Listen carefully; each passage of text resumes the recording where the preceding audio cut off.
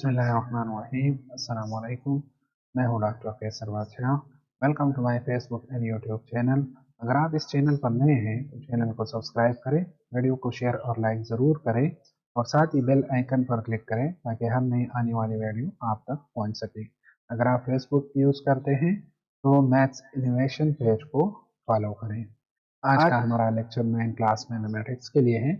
Lecture number 4 unit 1 matrices के exercise 1.2 को हम सॉल्व करेंगे। क्वेश्चन नंबर 1 है कि right transpose of the following matrices. हमें कुछ मैट्रिसेस गिवन है और इसका हमने ट्रांसपोज फाइंड करना है। तो ये जो हमें पी मैट्रिक्स गिवन है 1 2 और 3 1, इसका जब हम ट्रांसपोज लेते हैं तो इसकी जो फर्स्ट रो है इससे हम फर्स्ट कॉलम बना देंगे यानी 1 2, और इसकी जो सेकंड रो है 3 1, इससे हम सेकंड कॉलम बना देंगे। तो ट्रांसपोज में हम सिंपली ये करते हैं कि जिस मैट्रिक्स का हम ट्रांसपोज लेते हैं उसके रोज से हम इस ट्रांसपोज वाले मैट्रिक्स के कॉलम में तब्दील कर देते हैं। यानी यहाँ से 1 2 रो है तो ये 1 2 कॉलम की फॉर्म में लिख दिया। ये 3 1 हमारे पास रो है तो इसको हमने 3 1 कॉलम की फॉर्म में लिख दिया। तो ये जो नया मैट्रिक्स हमारे पास बन गया इसको हम पी का ट्रांसपोज कहते हैं। P to the power T, ये टी जो है ये डिनोट कर रहा है कि ये ट्रांसपोज है पी मैट्रिक्स का। क्वेश्चन नंबर 1 का सेकंड पार्ट है क्यू मैट्रिक्स हमें गिवन है एल एम एन पी। अब ये जो मैट्रिक्स है इसका हमने ट्रांसपोज फाइंड करना है। तो ट्रांसपोज के लिए सिंपली इसके रोज को हमने कॉलम में इंटरचेंज करने। ये हमारे पास एल एम रो है तो इसको हम कॉलम बना देंगे, और ये हमारे पास जो सेकंड रो है इससे हम सेकंड कॉलम बना देंगे। तो ये जो हमारे पास नया मैट्रिक्स बन गया क्यू टी, ये क्यू मैट्रिक्स का ट्रांसपोज कहलाता है। थर्ड मैट्रिक्स हमारे यहाँ से हमें गिवन है r is equal to 6 third part में, और इसमें एक ही एंट्री है तो इसका जब हम ट्रांसपोज लेते हैं तो इसको इसी फॉर्म में लिख देंगे क्योंकि ये एक रो और एक ही कॉलम है इसमें। तो r का ट्रांसपोज यहाँ पे हमारे पास आ गया rt, और दोनों आपस में इक्वल है। क्वेश्चन नंबर 1 का फोर्थ पार्ट है। ये एस हमें कोई मैट्रिक्स गिवन है -5 1 -2 1 4 और 4। जब हम इसका ट्रांसपोज लेते हैं तो इसकी फर्स्ट रो को हम फर्स्ट कॉलम में चेंज कर देंगे तो ये हमारे पास आ जाएगा -5 1। इसी तरह इसकी जो सेकंड रो है इसको से हम सेकंड कॉलम बना देंगे, और थर्ड रो जो है इससे हम थर्ड कॉलम बना देंगे 4 4।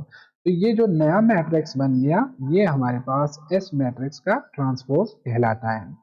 अब यहाँ पे एक बात आप नोट कर ले कि जो एस मैट्रिक्स है इसका ट्रांसपोज 3 क्रॉस 1 है, यानी इसमें नंबर ऑफ रोज जो है वो 3 है और नंबर ऑफ कॉलम इसमें 2 है। तो जो एस ट्रांसपोज है इसका जो ऑर्डर है वो 2 क्रॉस 1 है, यानी इसमें नंबर ऑफ रोज 2 है और नंबर ऑफ कॉलम इसमें 3 है। तो यहाँ से आप देख लें ये जो ऑर्डर है इसकी वैल्यूज इंटरचेंज हो गई। ये जो 3 है स्टार्ट में 3 था तो ये हमारे पास लास्ट में आ गया, और ये जो लास्ट में 2 था ये हमारे पास स्टार्ट में आ गया। तो यहाँ से आप देख ले कि जब हम ट्रांसपोज लेते हैं तो इसका मतलब ये है कि इसका जो ऑर्डर है उसकी वैल्यूज इंटरचेंज होती है। और ये जो यहाँ पे जो पॉइंट मैं एक्सप्लेन कर रहा हूँ क्वेश्चन नंबर 3 में जब हम सिमेट्रिक मैट्रिक्स पढ़ेंगे तो वहां पे हमारे काम आएगा, इसको आप नोट कर ले। फिफ्थ पार्ट में टी मैट्रिक्स हमें गिवन है कि ये स्क्वायर मैट्रिक्स है, इसमें नंबर ऑफ रोज 3 है और नंबर ऑफ कॉलम भी 3 है। तो यहाँ पे हम ऑर्डर को चेक नहीं करते क्योंकि दोनों वैल्यूज सेम है। ये जो मैंने बात पहले एक्सप्लेन की है ऑर्डर की ट्रांसपोज के हवाले से, तो ये सिर्फ हम रेक्टेंगुलर मैट्रिसेस में डिस्कस करते हैं। इसका जब हम ट्रांसपोज लेते हैं तो फर्स्ट रो को आप फर्स्ट कॉलम बना दें, सेकंड रो से आपने सेकंड कॉलम बनाना है। सेकंड रो में टी मैट्रिक्स के 13 1 3 है तो इससे आपने सेकंड कॉलम बना देना है। इसी तरह थर्ड रो जो है 2 4 और 5, इससे आपने थर्ड कॉलम बनाना है। तो ये जो हमारे पास नया मैट्रिक्स बन गया T to the power T, ये टी मैट्रिक्स का ट्रांसपोज कहलाता है। क्वेश्चन नंबर 2 है which of the following matrices are transpose of each other। हमें कुछ मैट्रिसेस गिवन है और हमने ये बताना है कि कौन से मैट्रिसेस एक दूसरे के ट्रांसपोज हैं। तो हमें 4 मैट्रिसेस गिवन है ए बी सी डी। सबसे पहले हम ए और बी को चेक करते हैं। तो ट्रांसपोज के लिए आप ए मैट्रिक्स का ट्रांसपोज लें। तो इसके ट्रांसपोज के लिए हम क्या करेंगे कि फर्स्ट रो से फर्स्ट कॉलम बना देंगे, इसी तरह सेकंड रो से हमने सेकंड कॉलम बनाना है। तो ये जो नया मैट्रिक्स बन गया A T, ये मैट्रिक्स A का ट्रांसपोज कहलाता है। अब हमने B मैट्रिक्स का ट्रांसपोज फाइंड करना है। तो B मैट्रिक्स के ट्रांसपोज के लिए फर्स्ट रो को हमने फर्स्ट कॉलम में चेंज करना है। तो ये हमारे पास फर्स्ट कॉलम आ गया। इसी तरह B मैट्रिक्स के जो सेकंड रो है इससे हमने सेकंड कॉलम बनाना है। तो ये हमारे पास B ट्रांसपोज मैट्रिक्स बन गया।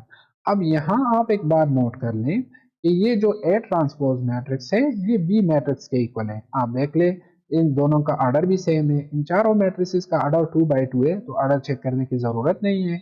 और यहाँ से हमने ये जो A ट्रांसपोज है इसका अगर आप करिस्पॉन्डिंग पोजीशन पे एलिमेंट चेक कर ले तो A पावर T जो है इसके एलिमेंट्स फर्स्ट रो में हमारे पास क्या है, A1 और B1। और जो B मैट्रिक्स है वहां पे हमारे पास एलिमेंट कौन से हैं, A1 और B1। यानी ये जो फर्स्ट रो है और ये फर्स्ट रो दोनों एग्जैक्टली इक्वल हैं। अब A ट्रांसपोज की सेकंड रो को आप देख ले, यहाँ पे है A2 B2 और B मैट्रिक्स में भी A2 B2, यानी A ट्रांसपोज इक्वल है B मैट्रिक्स के। अब यहाँ से आप B मैट्रिक्स के ट्रांसपोज को देख लें।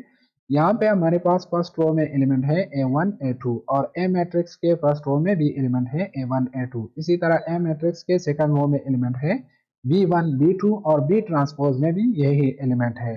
तो A ट्रांसपोज B के इक्वल है और B ट्रांसपोज A के इक्वल है। इसको हम यूं लिख सकते हैं कि जब हमने A का ट्रांसपोज लिया तो उससे हमारे पास आंसर B मैट्रिक्स आया, और जब हमने B मैट्रिक्स का ट्रांसपोज फाइंड किया तो ये मैट्रिक्स A के इक्वल था। तो जब A मैट्रिक्स का ट्रांसपोज B मैट्रिक्स के इक्वल हो और B मैट्रिक्स का ट्रांसपोज A के इक्वल हो तो हम कहते हैं कि ये दोनों मैट्रिसेस एक दूसरे के ट्रांसपोज हैं, यानी A and B are transpose of each other.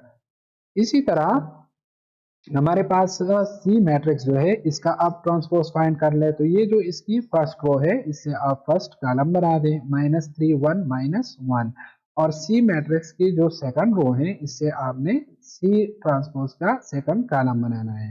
तो ये जो हमारे पास नया मैट्रिक्स बन गया C to the power T जो बन गया, यानी ये हमारे पास C मैट्रिक्स का ट्रांसपोज कहलाता है। जो नया मैट्रिक्स हमने ये बना लिया ये इस C मैट्रिक्स का ट्रांसपोज है। अब ये हमारे पास D मैट्रिक्स है, इसका आप ट्रांसपोज फाइंड कर ले। तो जब हम इसका ट्रांसपोज फाइंड करेंगे तो इसकी जो फर्स्ट रो है इसको हम फर्स्ट कॉलम में चेंज कर देंगे। तो ये हमारे पास आ जाएगा -3 और 4। इस तरह इसकी जो सेकंड रो है इससे हम सेकंड कॉलम बना देंगे, और ये जो थर्ड रो है -1 7 इससे हम थर्ड कॉलम बना देंगे। अब एग्जैक्टली यही चीजें जो है जो हमने फर्स्ट और सेकंड पार्ट में डिस्कस की, अब हम थर्ड और फोर्थ पार्ट में देखें C और D मैट्रिसेस में क्या रिलेशन है। तो जब हमने C मैट्रिक्स का ट्रांसपोज फाइंड किया तो ये मैट्रिक्स D के इक्वल आ रहा था। अब देखिए इसमें क्या है -3 4, D में भी हमारे पास ये एलिमेंट है -3 और 4।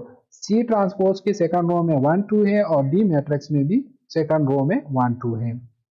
C ट्रांसपोज के थर्ड रो में -1 7 है और D मैट्रिक्स के थर्ड रो में भी -1 7 है। तो इसका मतलब यह है कि C ट्रांसपोज इक्वल है मैट्रिक्स D के।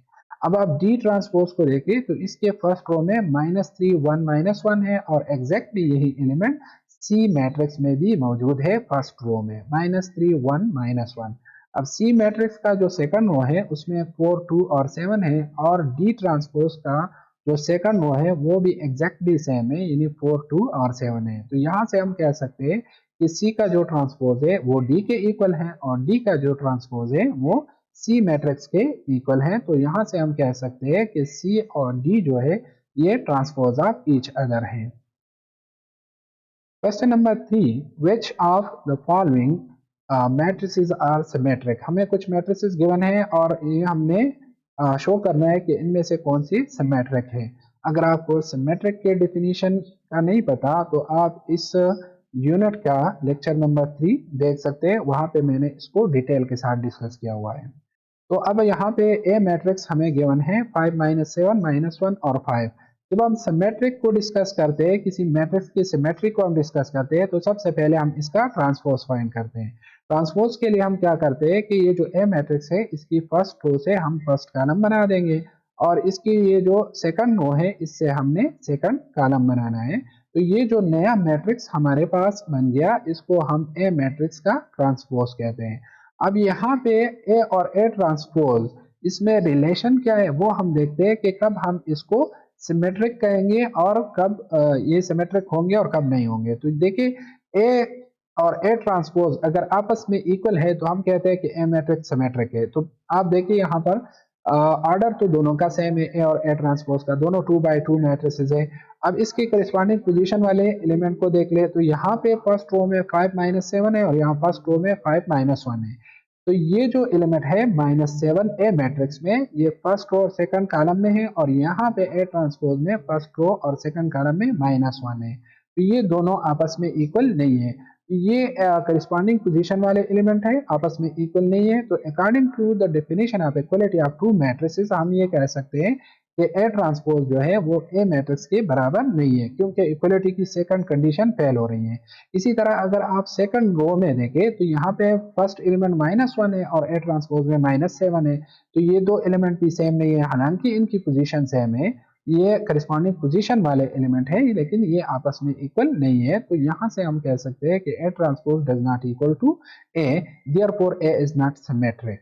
अब इसका सेकंड पार्ट है, बी मैट्रिक्स हमें गिवन है -1 2 और 3। अब इसका ट्रांसपोज फाइंड कर ले। तो ट्रांसपोज के लिए हम क्या करते हैं कि फर्स्ट रो से फर्स्ट कॉलम बना देते, -1 2, और ये जो सेकंड रो है 2 3, इससे हम सेकंड कॉलम बना लेते 2 3। अब देखिए बी और बी ट्रांसपोज दोनों का ऑर्डर सेम है, दोनों 2x2 मैट्रिसेस है।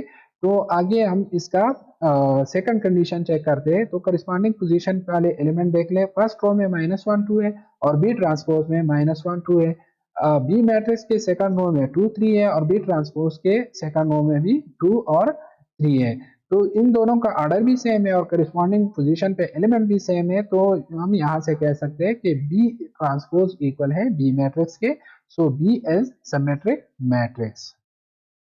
क्वेश्चन नंबर 3 का थर्ड पार्ट है कि सी मैट्रिक्स हमें गिवन है, इसमें 3 4 5 6 है। तो सिमेट्री के लिए हम इसका ट्रांसपोज फाइंड करेंगे। ट्रांसपोज के लिए हम क्या करेंगे कि फर्स्ट रो से हम फर्स्ट कॉलम बना देंगे, 3 4 से हम 3 4 कॉलम के फॉर्म में लिख देंगे, और इसके जो सेकंड रो है इसमें एलिमेंट्स 5 6 है, इन एलिमेंट्स को हम कॉलम के फॉर्म में लिख देंगे, सेकंड कॉलम 5 6। तो ये हमारे पास सी का ट्रांसपोज बन गया। अब आप इसको देख ले कि ये दोनों आपस में इक्वल है कि नहीं। तो सबसे पहले हम ऑर्डर चेक करते हैं। तो ऑर्डर तो इन दोनों का सेम है, दोनों 2x2 मैट्रिसेस है, स्क्वायर मैट्रिक्स है। अब इसके करिस्पॉन्डिंग पोजीशन वाले एलिमेंट चेक कर लें। तो सी में फर्स्ट रो में 3 4 एलिमेंट है और सी ट्रांसपोज में 3 5 है। तो 4 और 5 दोनों करिस्पॉन्डिंग पोजीशन पे है, इस तरह है। 4 जो है ये फर्स्ट रो और सेकंड कॉलम में, और यहाँ सी ट्रांसपोज में 5 जो है वो फर्स्ट रो और सेकंड कॉलम में, दोनों एक ही पोजीशन पे है। तो ये दोनों आपस में इक्वल नहीं है। तो according to second condition of the definition of equality of two matrices, हम ये कह सकते हैं कि C transpose does not is equal to C matrix. तो therefore C is not symmetric matrix. According to definition of symmetric matrix, हम ये कह सकते हैं कि सी मैट्रिक्स जो है वो सिमेट्रिक नहीं है। इसका फोर्थ पार्ट देख ले, ये हमारे पास डी मैट्रिक्स है, इसमें -3 1 -1 4 2 और 7 आ रहा है। अब जब इसका हम ट्रांसपोज लेते हैं तो फर्स्ट रो से हम फर्स्ट कॉलम बना देंगे, और इसी तरह सेकंड रो से हम सेकंड कॉलम बना देंगे। अब यहाँ से अगर आप देख लें तो इन दोनों का ऑर्डर सेम नहीं है। क्वेश्चन नंबर 2 में जो बात मैंने एक्सप्लेन की थी, वहां पे मैंने बताया था कि सिमेट्री में हमें इसकी जरूरत होगी। तो आप देख ले, ये जो मैट्रिक्स है डी, इसका ऑर्डर 2/3 है। तो ट्रांसपोज से तो ऑर्डर जो है वो इंटरचेंज हो जाते हैं, यानी नंबर ऑफ रोज से नंबर ऑफ कॉलम बन जाते हैं और नंबर ऑफ कॉलम से नंबर ऑफ रोज बन जाते हैं। 2 3 है और ये 3 2 है। तो इसका मतलब क्या हुआ, इसका मतलब ये हुआ कि जहां कहीं भी आपको रेक्टेंगुलर मैट्रिक्स नजर आएगा तो सॉल्व करने की जरूरत आपको नहीं पड़ेगी, अगर आपको ये पॉइंट याद हो कि कोई भी रेक्टेंगुलर मैट्रिक्स सिमेट्रिक नहीं होता। उसकी रीजन क्या होती है कि रेक्टेंगुलर मैट्रिक्स में नंबर ऑफ रोज और नंबर ऑफ कॉलम इक्वल नहीं होते, और ट्रांसपोज लेने से ये जो नंबर है ये इंटरचेंज हो जाएंगे, यानी 2 की जगह 3 आ जाएगा और 3 की जगह 2 आ जाएगा। तो यहाँ पर इक्वलिटी की जो कंडीशन है दो मैट्रिसेस के लिए, तो पहली कंडीशन यहाँ पे फेल हो जाती है। लिहाजा जहां कहीं भी पे भी आपको रेक्टेंगुलर मैट्रिक्स नजर आए तो आप विदाउट सॉल्यूशन आप कह सकते हैं कि ये सिमेट्रिक नहीं है। C D transpose does not is equal to D, so D is not symmetric. Question number 4 है कि which of the following are skew symmetric. अब हम स्क्यू सिमेट्रिक के बारे में पढ़ेंगे। तो ये हमें मैट्रिक्स गिवन है ए। अब सिमेट्रिक हमने चेक कर लिया या स्क्यू सिमेट्रिक हमने चेक करना है। तो दोनों के लिए हम सबसे पहले इस मैट्रिक्स का ट्रांसपोज फाइंड करते हैं। ट्रांसपोज के लिए हम फर्स्ट रो को फर्स्ट कॉलम में चेंज कर देते हैं और इसी तरह ये जो सेकंड रो है इससे हम सेकंड कॉलम बना देंगे। तो ये जो नया मैट्रिक्स हमारे पास बन गया इसको हम ट्रांसपोज ऑफ मैट्रिक्स ए कहते हैं। अब इन दोनों में आप रिलेशन देके ए ट्रांसपोज और जो ए मैट्रिक्स है इन दोनों का ऑर्डर हमारे पास सेम है। दोनों हमारे पास क्या है 2x2 मैट्रिसेस है। अब इसके एलिमेंट्स को अगर आप देखें तो इसकी फर्स्ट रो में 0+4 है, जिसके एलिमेंट के साथ साइन नहीं होता वो पॉजिटिव होता है, तो ये +4 है। और ए ट्रांसपोज की फर्स्ट रो में 0-4 है, यानी ये दो एलिमेंट एग्जैक्टली सेम है, बस इन दोनों में फर्क है साइन का। ए मैट्रिक्स में 4 पॉजिटिव है, ए ट्रांसपोज में ए नेगेटिव है। सिमिलरली अगर आप ए मैट्रिक्स के सेकंड रो को देखें तो यहाँ पे -4 0 है, यानी 4 नेगेटिव है। और अगर आप ए ट्रांसपोज के सेकंड रो को देखें तो ये +4 है, यानी इसके साथ साइन नहीं है तो +4 है। इसका मतलब क्या है कि ए और ए ट्रांसपोज दोनों के मैट्रिसेस आपस में इक्वल है, लेकिन इनमें सिर्फ फर्क है साइन का। अगर इन दोनों के साइन को किसी तरह एडजस्ट कर दे तो ये आपस में इक्वल हो सकते हैं। तो हम किस तरह करेंगे, ये जो ए ट्रांसपोज है इससे आप माइनस कॉमन लें, बाहर निकालें, तो 0 पे तो कोई फर्क नहीं पड़ेगा क्योंकि ये न्यूट्रल है, इसके साथ न पॉजिटिव साइन है न नेगेटिव साइन है। और ये जो -4 है ये पॉजिटिव हो जाएगा और ये जो +4 है ये नेगेटिव हो जाएगा। याद रखिए आप जब भी माइनस को कॉमन लेते हैं तो ब्रैकेट के अंदर जो पॉजिटिव टर्म है वो नेगेटिव बन जाते हैं और जो नेगेटिव टर्म है वो पॉजिटिव बन जाते हैं। तो ये जो -4 है ये +4 हो जाएगा और यहाँ प्लस लिखने की जरूरत नहीं है। और ये जो +4 है ये -4 हो जाएगा। तो ये देखिए ये जो ए ट्रांसपोज है ये माइनस टाइम ये ए मैट्रिक्स के इक्वल है। देखिए 0 4 -4 0 0 4 -4 0। तो इसको हम लिख सकते हैं कि ए ट्रांसपोज इक्वल है माइनस टाइम्स ए मैट्रिक्स के। तो जब भी किसी मैट्रिक्स का ट्रांसपोज नेगेटिव टाइम उस मैट्रिक्स के इक्वल हो तो हम कहते हैं कि ये मैट्रिक्स जो है इसकी सिमेट्रिक है। तो ए ट्रांसपोज इक्वल है -a के, therefore A is skew symmetric. अब बी मैट्रिक्स को आप देख ले, इसका सेकंड पार्ट है, इसका जब हम ट्रांसपोज लेते हैं तो ये हमारे पास इसके फर्स्ट रो 0-5 है तो ये फर्स्ट कॉलम बन जाएगा और सेकंड रो 5 0 यहाँ से सेकंड कॉलम बन जाएगा। तो अब यहाँ पर देख ले कि बी और बी ट्रांसपोज में क्या रिलेशन है। इसके पार्ट 1 की तरह ये एलिमेंट इसके सेम है लेकिन इनमें फर्क है साइन का। बी मैट्रिक्स के फर्स्ट रो में 0-5 है और बी ट्रांसपोज में 0+5 है, यानी प्लस और माइनस का फर्क है। बी मैट्रिक्स के सेकंड रो में +5 0 है और बी ट्रांसपोज के सेकंड रो में -5 0 है। तो ये जो आपको +5 और -5 बी मैट्रिक्स में नजर आ रहे हैं यही पोजीशन पे बी ट्रांसपोज में भी यही एलिमेंट है, लेकिन ये जो +5 है नेगेटिव बन जाएगा और -5 यहाँ पॉजिटिव है। तो इसको इक्वल बनाने के लिए हम इस बी ट्रांसपोज से माइनस कॉमन लेंगे। जब हम इससे माइनस कॉमन लेंगे तो ये 0 अपनी जगह पे, ये फर्स्ट रो में जो +5 है ये -5 बन जाएगा। इसी तरह बी ट्रांसपोज के ये सेकंड रो में जो -5 है ये +5 बन जाएगा और 0 अपनी जगह पर। जब भी हम माइनस को कॉमन लेते हैं तो ब्रैकेट के अंदर जो पॉजिटिव टर्म है वो नेगेटिव बन जाते हैं और जो नेगेटिव टर्म है वो पॉजिटिव बन जाते हैं। अब आप इसको देखें, माइनस के बाद ये जो मैट्रिक्स बन गया ये एग्जैक्टली बी के मैट्रिक्स के इक्वल है। 0-5 इसकी फर्स्ट रो है और बी मैट्रिक्स की भी फर्स्ट रो 0-5 है। ये जो नया मैट्रिक्स है इसके सेकंड रो 5 0 है और बी मैट्रिक्स के सेकंड रो जो है वो भी 5 और 0 है। तो हम यहाँ से कह सकते हैं कि बी ट्रांसपोज इक्वल है माइनस टाइम्स बी मैट्रिक्स का। तो जब बी ट्रांसपोज इक्वल हो माइनस बी का तो हम कहते हैं कि बी जो है ये हमारे पास स्क्यू सिमेट्रिक है। क्वेश्चन नंबर 4 के थर्ड पार्ट को हम सॉल्व करेंगे। सी मैट्रिक्स हमें गिवन है 0 7 7 0। इसका आप ट्रांसपोज फाइंड कर लें तो जो फर्स्ट रो है इससे फर्स्ट कॉलम बना दें 0 7 और इसकी जो सेकंड रो है 7 0 इससे आप सेकंड कॉलम बना दें। अब हम देखते हैं कि ये दोनों जो है आपस में इक्वल है कि नहीं। तो सी ट्रांसपोज और सी मैट्रिक्स दोनों एग्जैक्टली इक्वल है आपस में, यानी C transpose is equal to C matrix है। और C transpose does not is equal to minus C matrix है, यानी यहाँ माइनस लेने की जरूरत ही नहीं है, यहाँ पे दोनों जो है वो एग्जैक्टली सेम है। तो इस वजह से हम कहते हैं कि C transpose does not is equal to minus C. इस बात का आपने ख्याल रखना है कि ये जो है माइनस सी, यानी सी ट्रांसपोज इक्वल है सी के, माइनस सी के इक्वल नहीं है। अगर आप यहाँ से नेगेटिव कॉमन लेंगे तो फिर ये दोनों आपस में इक्वल नहीं होंगे। तो सी मैट्रिक्स सिमेट्रिक है, ये स्क्यू सिमेट्रिक नहीं है, यानी C transpose is equal to C matrix है।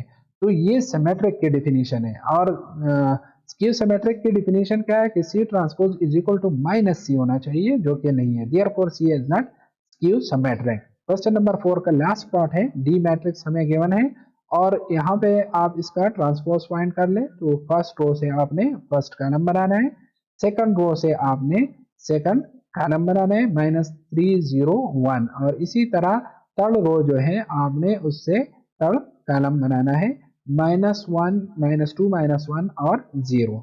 अब यहाँ पर आप देख ले बी और बी ट्रांसपोज दोनों का ऑर्डर सेम है। अब करिस्पॉन्डिंग पोजीशन पे एलिमेंट जो है उसको आप देख लें। यहाँ पे 0 +3 और +2 है, और डी ट्रांसपोज में 0 -3 और -2 है। इन दोनों के नंबर सेम है, साइन का फर्क है। जो एलिमेंट डी मैट्रिक्स के फर्स्ट रो में पॉजिटिव है वो डी ट्रांसपोज के फर्स्ट रो में वही एलिमेंट नेगेटिव है। इसी तरह डी मैट्रिक्स के सेकंड रो में आप देखें -301, वही एलिमेंट डी ट्रांसपोज में भी है, लेकिन जो एलिमेंट वहां पॉजिटिव थे वहां ये यहाँ पर नेगेटिव है, जो वहां नेगेटिव थे यहाँ पर पॉजिटिव है। या -3 है तो ये +3 है, 0 न्यूट्रल है, यहाँ +1 है तो डी ट्रांसपोज में -1 है। इसी तरह डी मैट्रिक्स के लास्ट रो में -2 -1 और 0 है, और डी ट्रांसपोज में वही एलिमेंट है 2 1 और 0, लेकिन ये पॉजिटिव है। अब यहाँ से साइन को एडजस्ट करने के लिए हम डी ट्रांसपोज से माइनस कॉमन लेंगे। जब यहाँ से माइनस कॉमन लेंगे तो 0 तो न्यूट्रल है, ऐसे ही होगा, और -3 और -2 +3 और +2 बन जाएगा, यानी इससे माइनस बाहर कॉमन आ गया। इसी तरह ये जो -3 है ये +3 है, ये -3 बन जाएगा, और ये जो सेकंड रो के लास्ट में -1 है ये +1 बन जाएगा। डी ट्रांसपोज के लास्ट रो में जो +2 और +1 है ये -2 और -1 बन जाएंगे। तो अब देखिए ये जो नया मैट्रिक्स बन गया जिससे हमने माइनस कॉमन लिया है, ये एग्जैक्टली डी मैट्रिक्स के इक्वल है। डी मैट्रिक्स के फर्स्ट रो में 0 3 2 है, और यहाँ पे भी 0 3 2 है। डी मैट्रिक्स के सेकंड रो में -301 है, और यहाँ पर भी -301 है।